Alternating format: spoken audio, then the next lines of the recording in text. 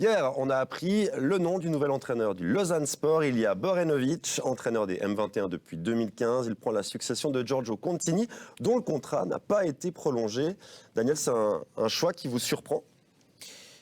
Il n'est pas si surprenant que ça au final. On sait qu'il y avait eu ces contacts avec Urcea. Finalement, ça s'est pas fait. J'ai l'impression que finalement, on choisit la solution interne parce qu'il vient du Team Vaud, il y a passé plusieurs années, il connaît la maison, il a l'avantage justement de connaître ces jeunes qu'il va finalement mettre en valeur. C'est le projet demandé par Ineos. Il va peut-être aller les prendre pour les mettre en première équipe à plus ou moins long terme.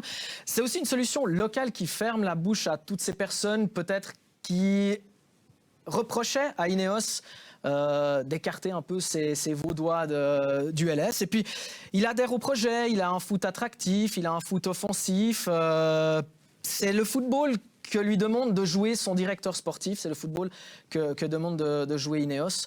Donc, au final, c'est pas un choix si surprenant que ça. Gabet, Chapuzat, qu'est-ce que vous pensez de cette nomination ? Attention, je vais me faire... On en a déjà parlé avant, donc je connais à peu près votre avis. J'ai aimé le discours de Dany. Non, moi, je vais dire que je suis sceptique. C'est un entraîneur. J'ai rien contre lui. Hein. C'est un type de formation. Il a fait que 6 matchs. Hein, quand il y a eu le départ et surtout le limogeage de Fabio Celestini, c'était Pablo Iglesias qui l'avait installé là. Il a eu un parcours difficile, mais il n'a pas pu faire de miracle sur une si courte distance.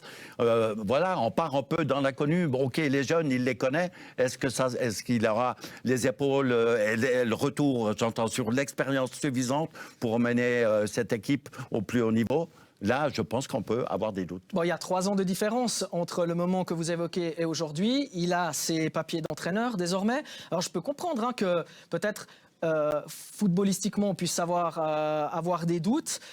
Stratégiquement, en tout cas, à mon avis, c'est plutôt un coup intéressant. Footballistiquement, voilà, c'est encore l'avenir nous le dira.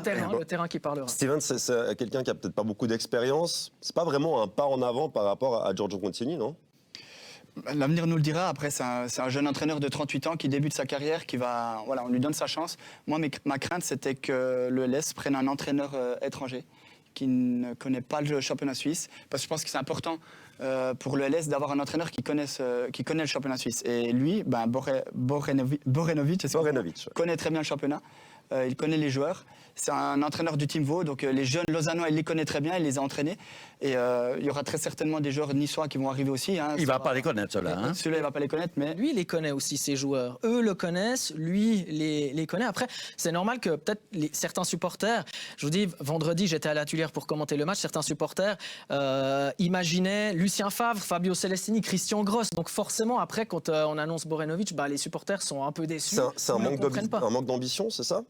Je ne pense pas que ce soit un manque d'ambition. Je pense que c'est une étape pour aller à l'étape suivante. Ce n'est pas un manque d'ambition, c'est un choix hyper audacieux, à mon avis. Non, mais les gens s'attendent à autre chose, parce que c'est par rapport au premier discours d'Ineos quand ils ont débarqué en fin 2017. On a parlé tout de suite de Coupe d'Europe. Donc, Coupe d'Europe, on voyait une équipe renforcée, on voyait un grand nom à la tête de l'équipe. Et puis là, arrivait Cissé, et puis gentiment, c'est vrai, on pensait que l'équipe l'a renforcée l'année passée. Au contraire, on a fait venir des jeunes. On s'est plutôt séparé des anciens lausannois, ce qui se fait encore actuellement.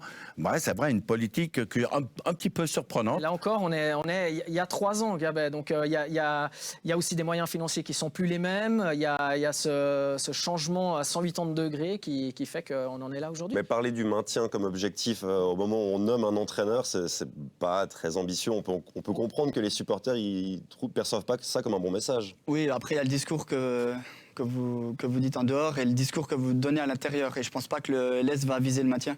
On l'a vu encore cette saison. Il n'y avait pas forcément de grand nom au LS, mais la saison a été bonne. Je pense que ces jeunes joueurs ont montré au fil du temps qu'ils avaient de la qualité. Je ne pense pas que le LS va viser le maintien. Bien sûr que non. On l'a vu en plus cette saison, à part IB, qui de toute façon est au-dessus de toutes les autres équipes. Tout est possible. Donc, mais pour viser le haut du tableau, il faut quand même quelques joueurs d'expérience autour de ces jeunes. Et c'est ce qui risque de manquer au Lausanne. Mais vous ne le savez pas. Peut-être qu'ils arriveront. On ne peut pas savoir. Il faut attendre mi-juin. Il faut attendre que l'équipe ait été construite.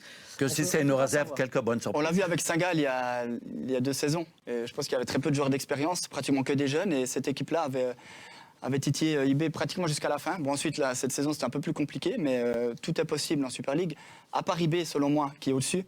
les 9 autres équipes ont toutes leurs chances. Mais la stabilité, elle peut manquer dans un groupe où voilà, on change souvent d'équipe, etc. C'est vrai que c'est peut-être sur... On parle de durée, de mettre en place quelque chose sur 5, sur 10 ans.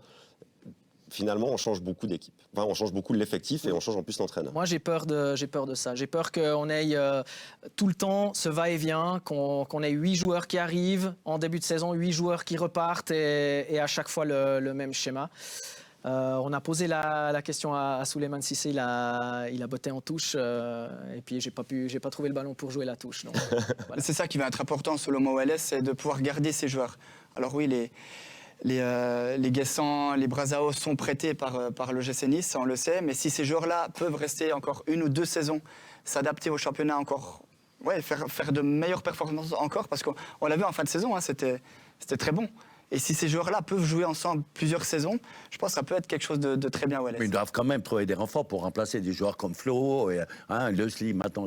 On a appris Leslie qui n'est pas conservé, c'est étonnant comme message. Bah oui, c'est un jeu voilà, prometteur. c'est la politique d'Ineos, donc vraiment à fond sur la jeunesse. Il va rester jusqu'au Kurozovic, hein, et puis je pense que le plus ancien, ça sera Puertas, qui aura 23 ans. Alors, voilà, un petit peu... Si Puertas Moi, je trouve que vous parlez trop vite. Moi, je laisserai quand même... on regarde l'effectif au mois de juin et on en reparle.